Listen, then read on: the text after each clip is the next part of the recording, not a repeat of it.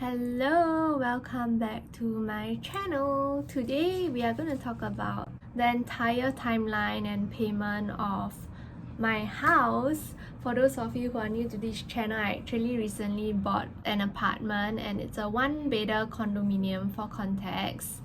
So yeah, I'll run through with you when I paid what and all the nitty-gritty stuff that you might not have thought of when you are planning for a home. Also, if you're curious about how much does a house cost in Singapore, I actually did a video some time back. I'll link it up here. If not, let's get into it. For context purposes, I'm buying a one-bedder condo. One-bedder means that there is a living room and then there is also a one master bedroom, hence one bedder. The process of us finding a house with the current buyer agent is like super duper fast. Within 2 weeks, we were paying for the option to purchase, which is also the first payment that you have to make to show your sincerity of, like trying to buy that house, and that is 1%. So when buying a house, there are a few things that you need to take note of. One is the listing price, and then another one is the X value. There is a third one that is called the cash on valuation. COV means that if you are paying more than the X value of the house, you have to pay that in cash and cash only. The bank will not loan you any amount that has COV in it. So thankfully, I bought my place under the X value. This was like when the property prices were kind of like starting to increase, but also not really yet with the recession coming in. Yeah, so the X value of my house was 780k, and then we got it at 775k for this one bedder that is 614 square feet. So anyway, I'm gonna read from my notes because there's a lot of dates. I don't want to miss out any. On 13th of August, we went for the first viewing. And then 1 week after, which is the 20th of August, we went for the second viewing. And right after the second viewing, we kind of like expressed our interest to buy. So then we transferred the OTP, which is 1%, to the seller.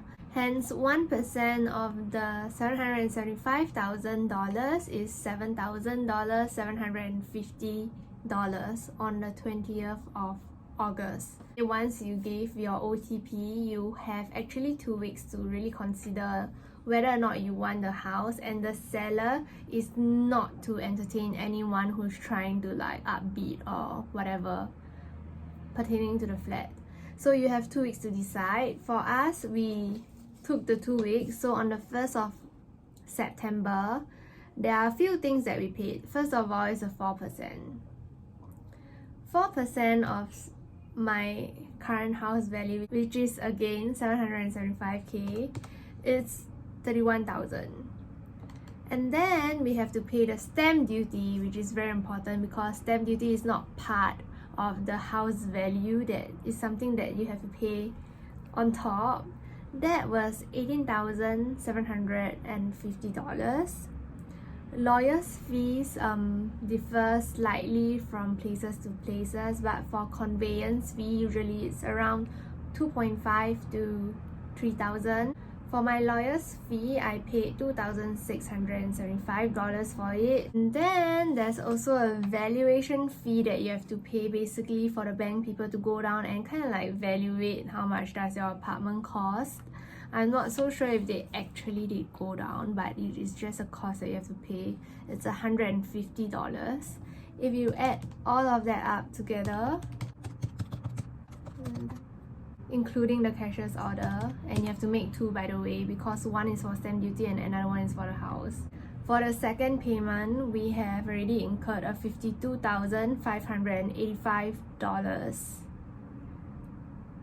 For whatever that I've mentioned earlier, you can only pay in cash. This is something that you need to note if you're taking a bank loan. 5% have to be cash, or if you are buying a private property in Singapore. And then the remaining 5%, which I'm going to go through with you later, I also have kind of like a few tips and tricks that you might want to consider if you are a little bit tight on cash. For the remaining 20%, you have a choice to use your Central Provident Fund, aka CPF, which is also something like the 401k thing in Singapore context. So for the remaining 20%, I still have $155. No, I still have $155,000 to go, and this amount I'm paying in CPF and cash. So for the remaining $155,000 at that point of time, we do not have like a lot of CPF, to be honest. Both of us took a 1-year break and we also do not have enough cash. I can only tell you in totality what we are going to pay is 73.9k cash and 81.1k in CPF. So initially we only had like 78k or slightly less than that, 77k point something in CPF, but we are really cash tight. And for those of you who have been wondering how I managed to get a property even though my income is not very high, I actually got the help of my parents. So they are not giving me the money, they are loaning me the money. Yeah, and I even like prepared a full IOU for them with like the witness signature and all that, but I mean they didn't sign it, but I just want them to have a peace of mind. So yeah, they are actually kind of like helping me with the cash side of the down payment because we are literally draining our CPF dry. So back to the CPF tip, or if you are cash tight, one thing that you can do is, because this whole entire process from the second payment, which is the 4%, or after you finish paying the 5%, to the next payment, which is the 20%, you actually have a period of 2 months to exercise your right for the option to exercise kind of thing. During the second payment at the lawyer's firm, they will already ask you how much you want to put from your CPF, and you actually have to send like CPF statements to them, even though the first 5% have to be in cash no matter what. But it's just more so for them to facilitate the next part of the process. So during that point of time, when I was paying the 4%, our CPF combined was around like 77 to 78k, around there. And I do know that this is kind of like a longer term process, and every single cent counts. Every single cash counts.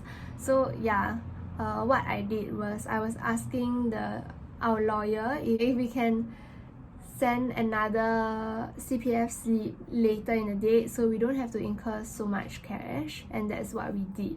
So from 78k or 77k, around there, our CPF OA has around 81k plus, and we are using literally almost everything for the remaining 20%, and the rest of the amount we are paying in cash.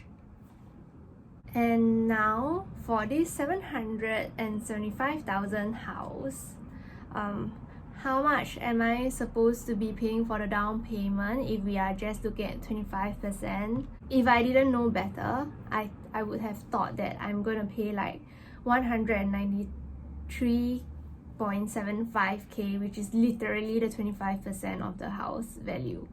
However, when we add every single thing together with all those hidden costs, I'm actually paying 21,425k more. So this is just for you to digest and hopefully helpful for you in planning your next step. I actually do have like an Excel tracker on that. However, I don't know where to put it. But anyways, if you are looking for a house and you need help in calculating this and that, you can comment down in the comment section down below, and I'll try to answer them according to the best of my knowledge, which is not the best. Always consult your buyer agent or lawyers if you can. Also, one thing about the buyer agent fee, I didn't even pay a single cent, because apparently if you're buying a private property, If you are buying a HDB, it's a different context. But if you are buying a private property, at least for a condo, you don't have to pay your buyer's agent. Your buyer agent will be splitting the commission with the seller agent. Usually it's split into like 50-50%. So another tip is, if you are looking to buy a private property, just find a buyer agent, because you know, you don't have to pay them a single cent. In the end, what me and my fiance did was we just treat him to a nice meal as a form of thank you and whatsoever. Anyway, he closed the deal within, within 2 weeks. So it's kind of like a coffee money for him also, I hope. And we are still on very good terms with him. I think that if the next time we are buying a next property, in which, guess what, I'm already planning for that. We are already planning for that. We have like an Excel spreadsheet for that.